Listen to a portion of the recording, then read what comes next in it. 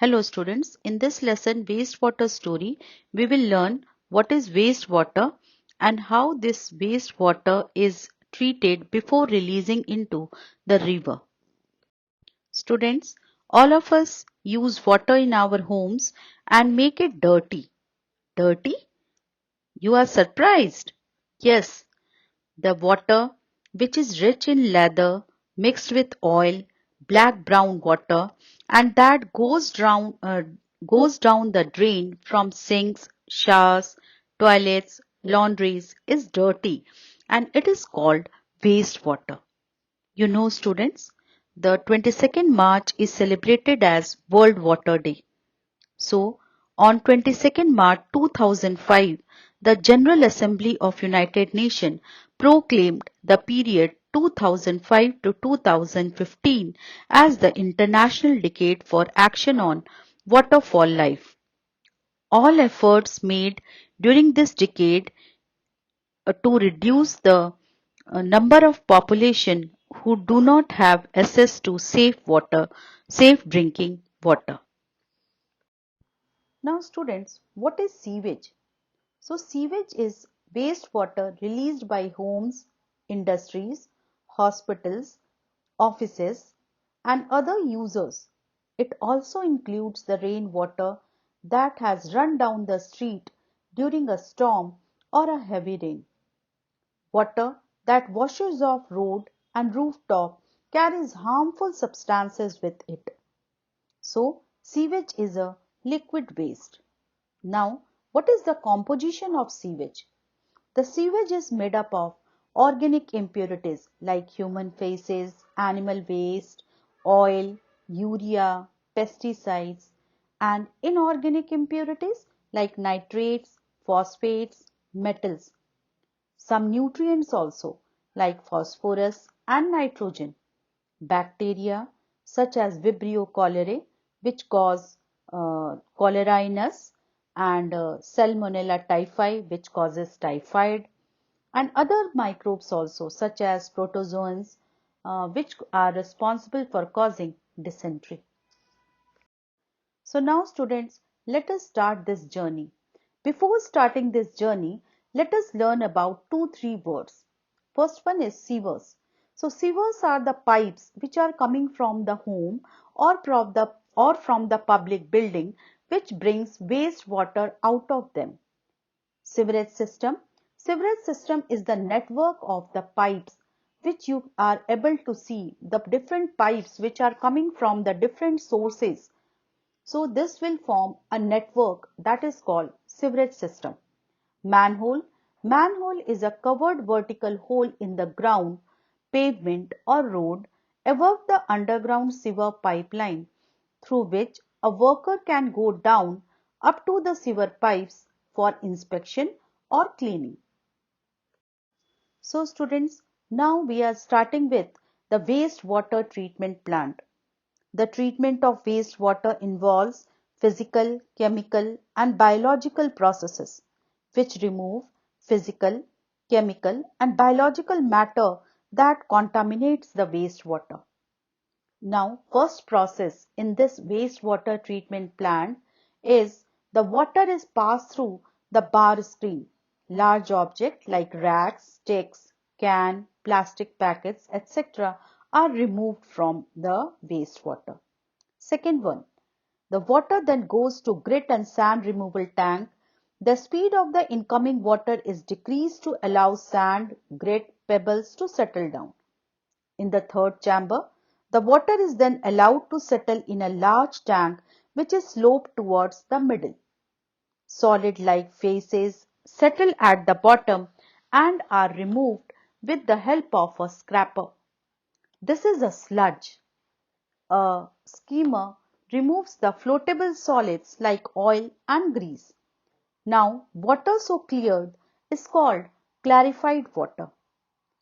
And you know students, the sludge is transferred to a separate tank that is called digester tank where it is decomposed by anaerobic bacteria. The biogas which is produced can be used as a fuel or can be used to produce the electricity. And The remaining sludge is used as manure. Now in the fourth chamber, the air is pumped into the clarified water to help aerobic bacteria to grow. Bacteria consume human waste, food waste, soaps and other unwanted matter still remaining in clarified water. After several hours, the suspended microbes settle at the bottom of the tank as activated sludge. The water is then removed from the top.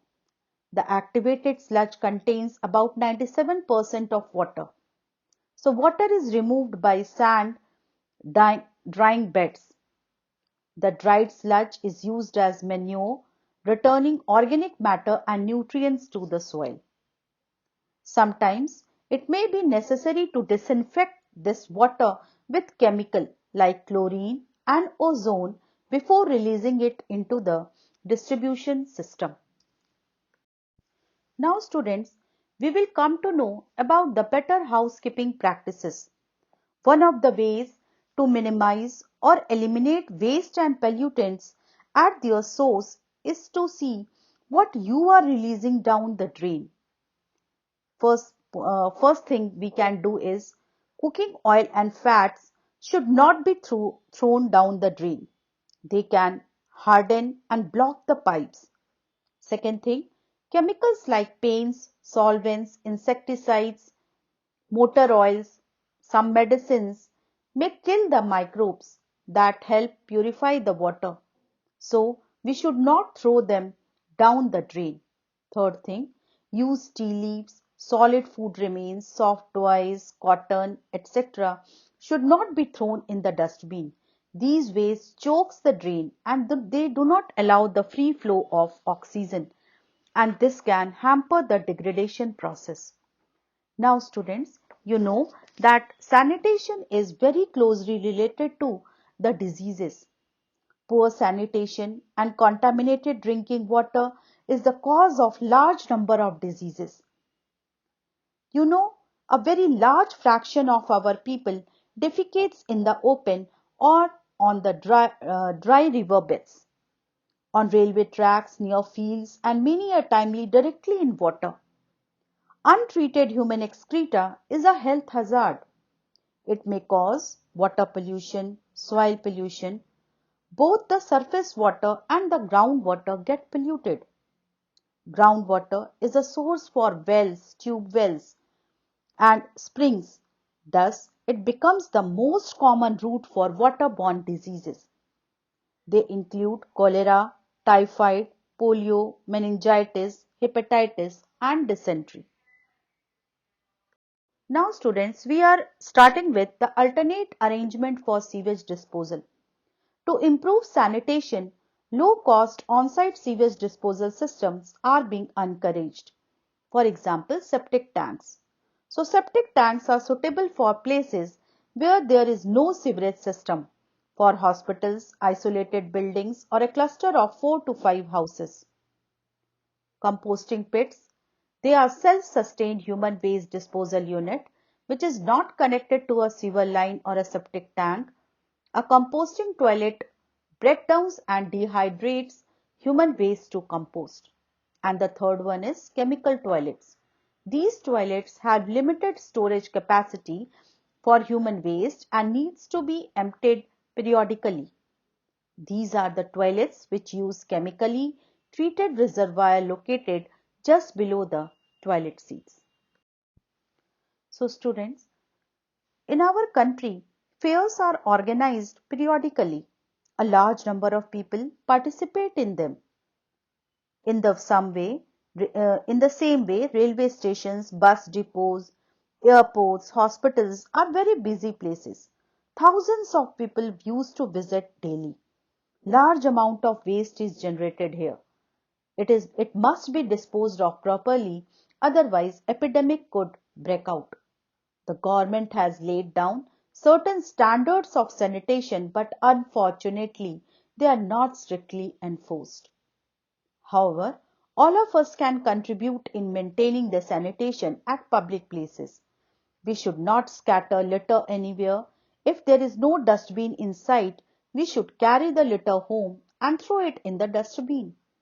We all have to play a role in keeping our environment clean and healthy. You must realize your responsibility in maintaining the water sources in a healthy state. Adopting good sanitation practices should be our way of life. As an agent of change, your individual initiative will make a great difference. Influence others with your energy, ideas, and optimism. A lot can be done if people work together. There is a great power in collective action. Thank you, students.